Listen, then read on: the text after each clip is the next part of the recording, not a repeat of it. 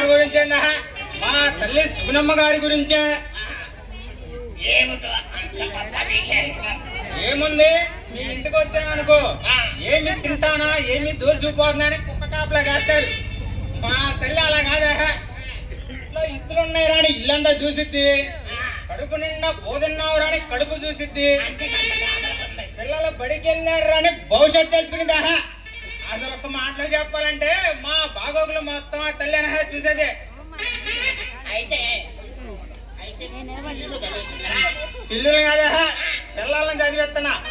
ఓహో ఓరని గొప్పదగా ఒరే దేవుడా, నీ చదువు సంతకల్లా చదివించదాగరా, చదివితే నీకే వచ్చిందంటే కాకుండా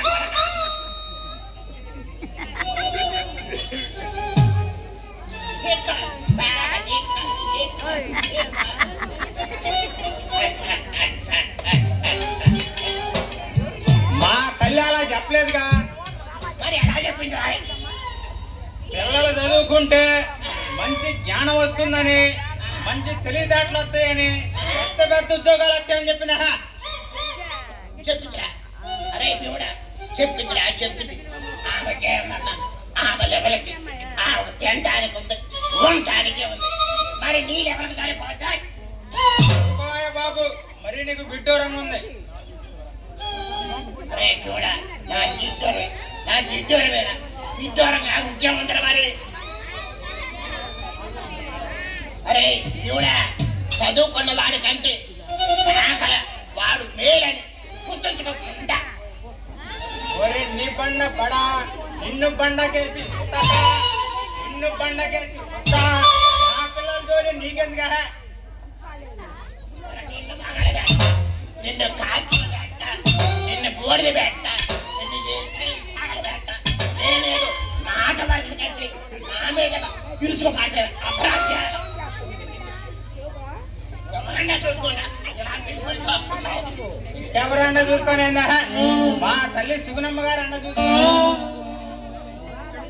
ఏం మీకున్న పిక్క.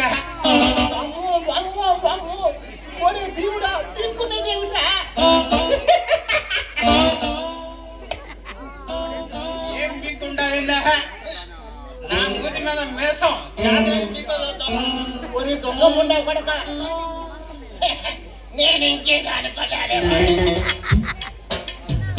సర్లే కానీ దేవుడా, నాకు చేత కాదు కానీ ఒరే దేవుడా, అది కాదు పీకి నా చేతులు పెట్టాలి. నేను పీకితే ఆ తరిగెత్తించుకుందాం అనుకున్నావా?